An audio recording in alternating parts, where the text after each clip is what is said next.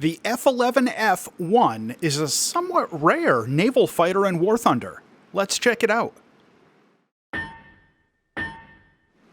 In 1952, the Grumman Company was trying to modernize the F9F Cougar, which had been rather successful up to that point, and use it as the basis for a new design, as a way to get a new fighter going quickly, but still incorporate some advances from the previous couple of years, in particular the area roll for fuselage design. Well, the new jet looked almost nothing like the F9F, featuring side-mounted air intakes, swept-back wings, and all-moving tail surfaces, and plus it used spoilers instead of ailerons. It was intended for the plane to be supersonic from a very early stage in the design process, but the new Wright J65 engine, with its sophisticated new afterburner unit, was causing some serious delays, and the first prototype used a slightly less powerful version.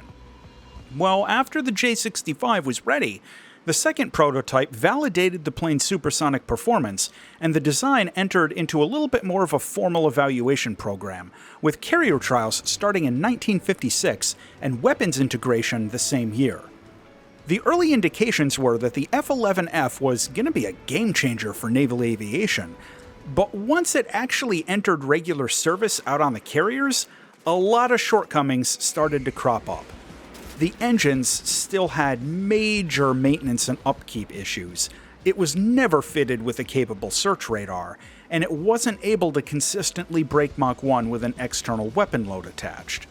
In the end, the F-11F was a relatively minor part of US naval aviation history, and although it was used by the Blue Angels for about a decade, it was phased out of frontline combat duty after just a couple of years, although it did earn one somewhat tragic distinction. On September 21, 1956, the F-11F became the first jet aircraft to shoot itself down, when some cannon rounds fired during a gunnery test intersected with the plane that fired them on the way into a dive after losing their energy. The plane was heavily damaged, and the pilot was forced to crash land and suffered some pretty serious injuries in the process. Whoops. What we're looking at in War Thunder is the F11F-1. This was a prize vehicle from the Operation Summer 2020 event, and it's actually kind of rare. Even though that wasn't too long ago, you really don't see these out in live matches very often. This is a naval fighter in rank 6 at battle rating 9.0. The F11F is a pretty basic jet fighter without any advanced combat systems. You get the AN APG-30 radar rangefinder, but in most game modes, this isn't doing much for you. No countermeasures, no ballistics computer. The primary armament is a set of 4 Colt Mark 12 20mm cannons. These get a pretty typical selection of ammo belts, and for air combat, my preference is usually either the air targets belt or the stealth belt. These guns hit pretty hard when they connect, but for whatever reason, I've always had a hard time aiming the Colts. For loadouts, this jet can take air-to-air missiles, dumb bombs, and unguided rocket pods on 4 wing pylons. The custom loadout system allows for some reasonable flexibility with multi-role options if that's your thing, but you can also just go out with a full air-to-air or full ground pounder load if you want to. The air-to-air missile you get is the AIM-9B. This is an entry-level caged seeker version of the Sidewinder with very basic performance. It has 10 Gs of pull, a rear aspect infrared seeker, and pretty unimpressive target tracking. But still, it can get you kills if you're careful with your shots. The flight performance of the F11F-1 is actually really quirky, and sometimes it gets a little counterintuitive. This jet has an afterburner and a reasonably good rate of climb, along with above-average acceleration. However, it's just barely transonic. And even at higher altitudes, the vast majority of the time, if you have any external weapons, this jet's going to be at subsonic speeds. That's probably a good thing though, as the jet's controls lock up hard when you get close to Mach 1, and high-speed dives can be pretty dangerous as a result of that.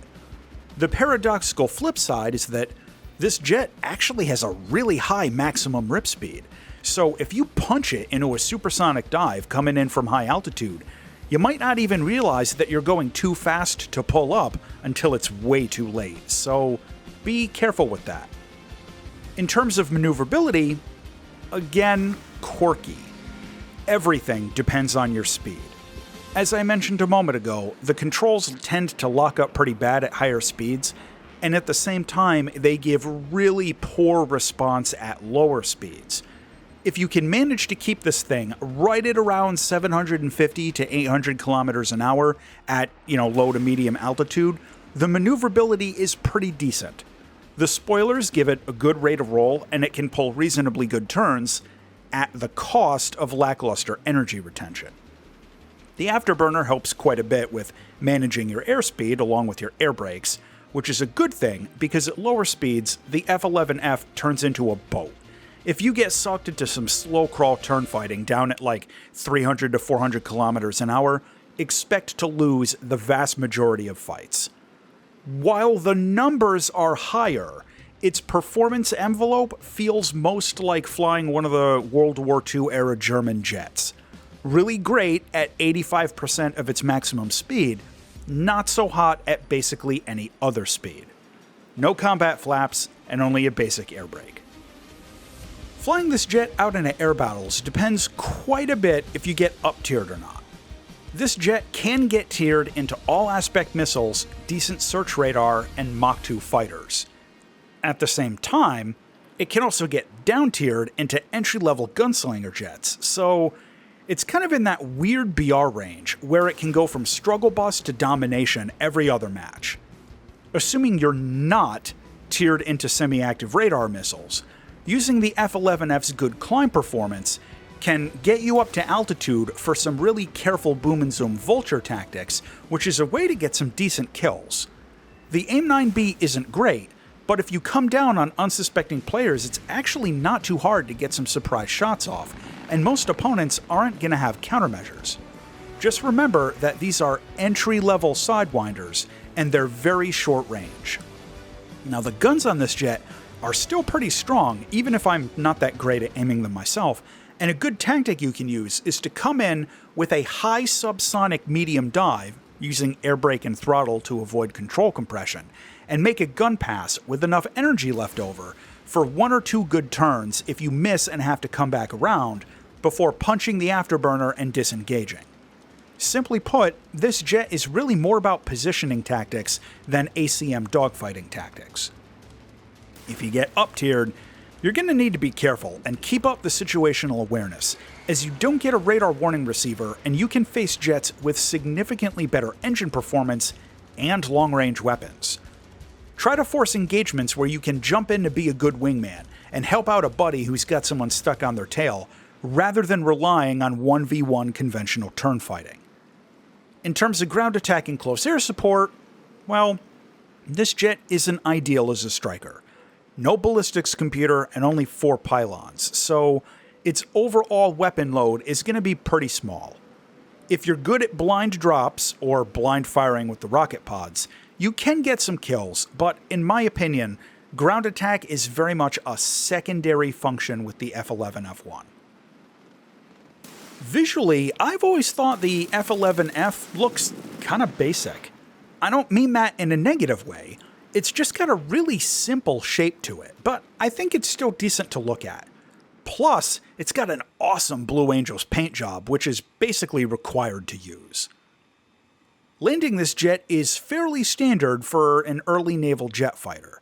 You get an arrestor hook, but no drag chute, so dry landings are going to need plenty of runway if you come in hot, which you're going to want to do quite often since this jet stalls out hard at around 250 kilometers an hour, so you're normally going to want to land a little bit above that. You can drop gear and flaps at around 425 kilometers an hour without any worries. The cockpit on this jet offers some reasonably good visibility, and the gun sight is easy to use, but some of the instruments are much lower than I prefer.